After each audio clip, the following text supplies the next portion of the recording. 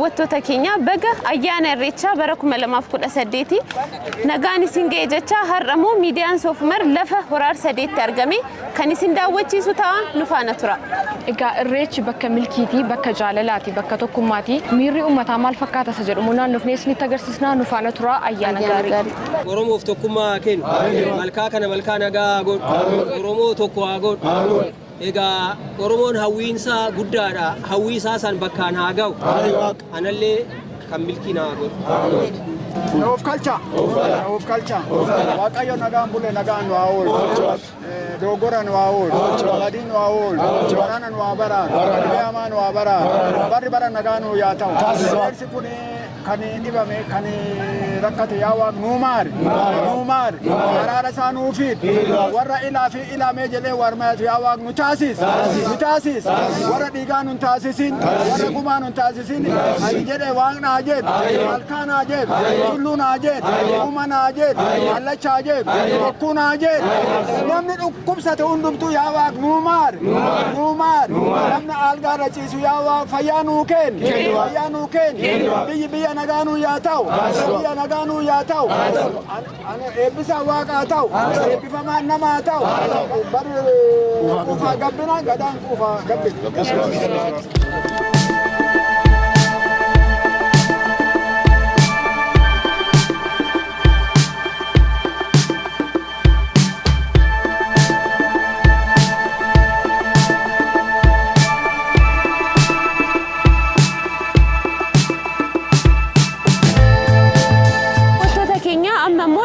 Sadeetti argamna. Baga isiniin gahe. Baga waliin nu gahe. Eessarraa dhuftame? Finfinneerraa dhufne. Akkam ayyaanni irreechaa maal fakkaata? Ayyaanni irreechaa baay'ee namatti tola. Kunoo akkuma isin argitanii baay'ee meeshaadha. Baay'ee gaariidha. Baay'ee miidhagaadha. Ayyaana irreechaa bara 2018 isa duraaniirraa maaltu adda isa godhame wanni isin hubattan yoo jiraatu? Ayyaanni irreechaa waggaadhaan haaluma kabajna. Uummannis itti dabalamaa dhufe. Waaqayyo biyya kanaa nagaa yoo kenne hundumtuu ayyaana isaa kabajachuu baay'ee kan namatti tolu. Kan biraammoo kan hin dhagaye immoo asii magaala kanatti iddoo ijoolleen waggaa 3 kana afaan kanatti dhumanis galma guddaa ijaaranii eebbisiisaa sanas dhagayeen ture. Kanaafuu bara darbe kana keessa baay'ee kan namatti tolu. Barris bara roobati bara nagaa waaqayyo nagaa yoo nuu fide baay'ee gaariidha. Ayyaanni kun baay'ee gaariidha. Ayyaanni irreechaa namni wal mufate namni waliin oode tokko malkaa gaafa bu'u malkaa sanaa marga qabatee nagaadhaan wal araarfatee malkaa bu'a malee wal mufatee walitti gaarreeffatee nagaan bu'u bara nagaan yaa ta'u jennaati kana anawwana uummata keenya hundumaaf namni wal loles akka araaramu nagaan akka nuu dhufu irreechi kun immoo irreecha nagaa irreecha jaalalaa irreecha tokkummaa waan jennuufi baga bacaqii gannaa baatee booqaa birraatti waan urtee oolatte wajjiniin baga qaqqabdee jenna kun jechaan saddeetatti nu yaanaa jenne marsaa gadaa saddeete ida'amuudhaan yoo shanii waan godhe waggaa 40 marsaan gadaa immoo waggaa 40 kan qaqqabamu kanaafuu waan guddaa irreessi kun baay'ee kanaaf fuuldura irreessa kanatti waan baay'ee taanee uffata aadaa kana nurraa mulqaa nurraa fudhataa akka aadaa keenya kan biraa wajjin wal qixa hin taane rakkoo adda addaa nurra ture kun hundumtuu har'a waaqayyo galannaa ga'u addunyaa hunduma wal ga'ee uffanni keenya immoo waan abbaa gadaa kun hunduma biratti fudhatama argatee har'a isinis warra miidiyaa asitti argamtanii intarvii kana gochuu fi achum keessaa burqitanii jechaadha. Kanaafuu waggaa meeqa fuuldura baay'ee waan rakkoo guddaa ture sana keessa baanee waaqayyo akkanatti sadarkaa kanaan nu ga'uun waan guddaadhaan jedha. Dhumarraan immoo dhaamsa uummata Itoophiyaafis ta'ee uummata Oromootis yoo qabaattan dabarfachuu dandeessu. Ani dhaamsan uummata Oromoos ta'ee uummatuma biyya kanaa nagaadha kan nama barbaachisu araara waan hundumtuu namni yoo walitti mufatee yoo wal lolesi kan walitti fidee wal araarsu nama biyyi kun immoo yoo nagaa argatte Oromoonis yoo nagaa argatte keessi isaa nagaa argatte biyya Itoophiyaa kanaafis nagaa fiduu danda'a. Waaqayyo immoo nagaa kana ilaa fi ilaamee jedhamee wal maratamee gara nagaa biyya kana nagaa Oromoos nagaa biyya kanas tisuu kan danda'u ummatuma keenya kanaafu dhaamsuu barbaadu kanuma nagaa. Tole ishi galatooma ulfaadha. Tis galatooma fayyaa ta'a.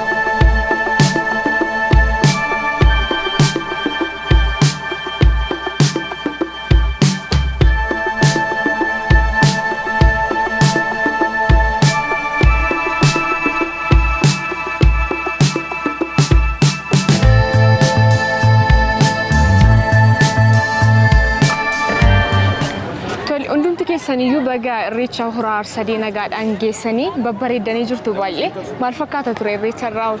Galatooma baga walumaan geenye irreecha irraa baay'ee bareedaadha.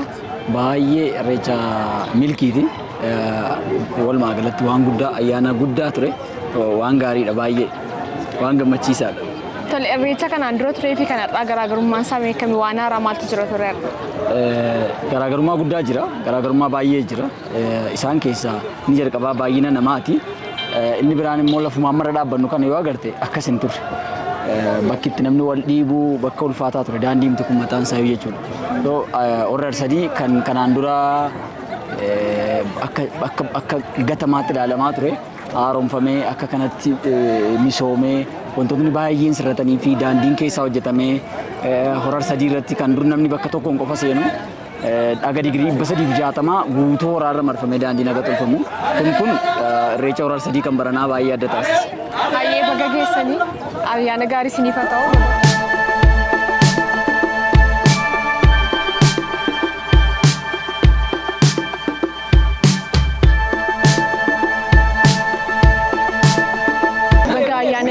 Arsadii kan bara kan malamaa fi saddeetti nagaadhaan geessan. Baga waliin nugee gammachuu kana waliin nugee kan irraa dhufe ganda qooqaa nagaa'uun aanaa dumeerraayi achiin dhufe gizee hunda waggaadhaan gammachuu kana yeroo hundan dhufaa baay'ee dasna jedhe baay'ee miidhagummaa isaa kana naawwa gizee hundaayi har'a ganaman beelaadhaani.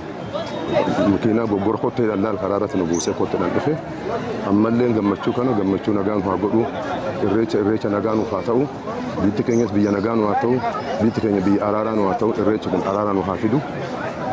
Maqaan koo Fayyisaa Bayyiroo Baan jedhama.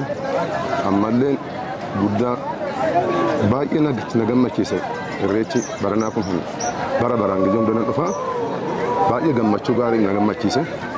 Nu hundaa baga wal bira nu haa jiraachisu waggaadha wal nu haa ga'u biyya keenya biyya nagaa nuuf haa ta'u rabbi araaraan nu haa fidu nageenyi keenya nagaa nu haa ta'u. Qeerroon keenyas nagaa nuuf haa ta'ani, manguddoonni haadholeen keenya nagaa nuuf haa ta'ani, qeerroon qarreen nagaa nuuf haa ta'ani, kana badhaadhaa galatoomadha. Baay'ee nagaa nuuf galaalfadha.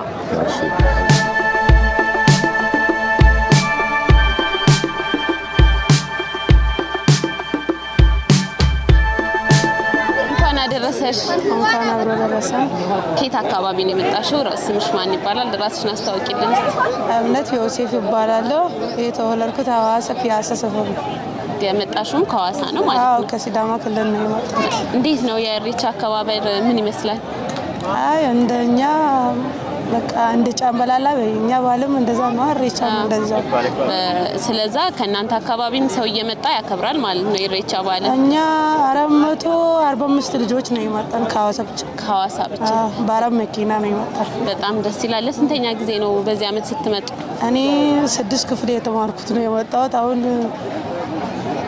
10 ጊዜ ነው የመጣሁት። ከ6ኛ ክፍልሽ ጀምረሽ ትመጫለሽ ማለት ነው? ለኢሬቻ በዓል ለሚያከብሩ ለኢትዮጵያ ሕዝብ፣ ለኦሮሞ ሕዝብ፣ ለሁሉም ለኢትዮጵያውያን የምታስተላልፊው መልእክት ካለሽ እድሉ ያንቺ ነው። ኧረ መላ ኢትዮጵያ ላይ እንኳን ኢሬቻ በዓል አደረሳችሁ። ሁሉም ይወዳቻል። እዛ ደቡብም ይሁን ሲዳማም ይሁን ኢሬቻ በጣም እንወዳለን። የኦሮሞ ልጆች እንወዳለን። ኦሮሞ ባይ ባይ ሲንቻላል። እሺ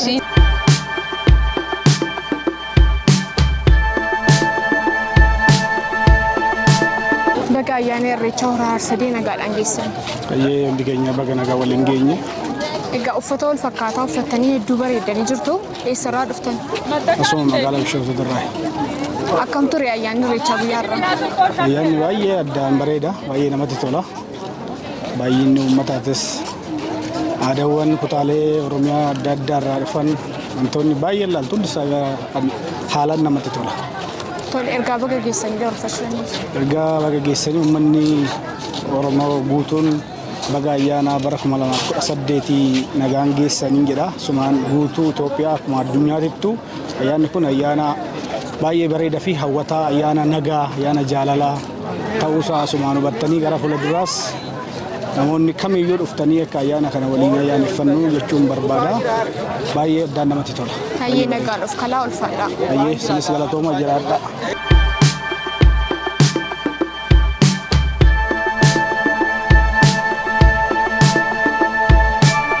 Ayyaana Irreechaa kan barannaa baga nagaadhaan geessan. Baga waliin nu beenne.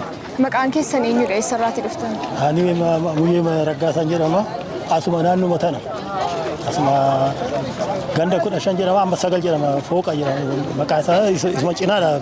Oromoo Arsadii cinaan jira. Ayyaanni Irreechaa maal fakkaata? Ayyaanni Irreechaa bareeda. Bareeda nama gammachiisa.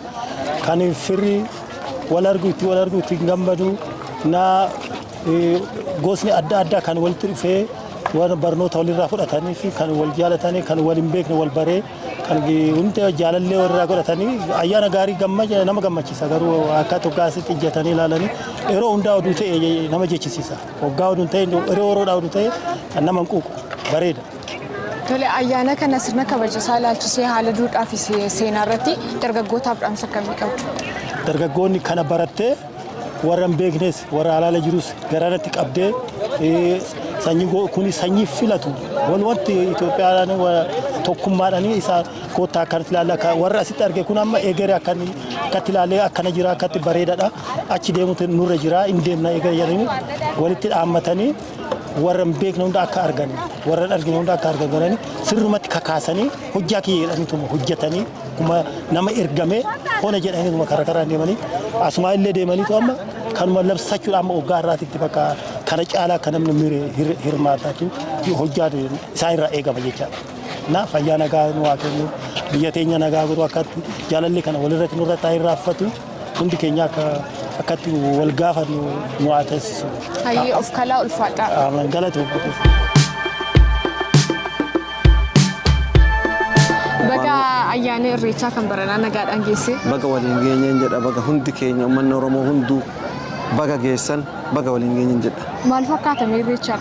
Irreessi baranaa kun silaa irreessi bara baraan inamnu hin dhufna bareeda irreessi guyyaa jaalalaati guyyaa wal argiiti guyyaa gammachuuti dhuftee irreessa dhufuun of ta'uudha of taanee irreessa dhufnee as jirra wanni isa adda godhu immoo kabara biraatiin manni duraan asitti ijaaramee nu dhiphisaa nu rakkisaa turan hagachi gotti fadanii bareechanii miidhagsanii bal'atee akkatti uummanni keenya haala gaariidhaan wal dhiibbaa malee irreeffachuun isaa baay'ee nama gammachiisa hundarraa adda ta'a. Tole irreecha milkiisiifaa ta'u ayyaana gaarii. Leel walumaan nu haa ta'u leel ulfaadhaa isinillee.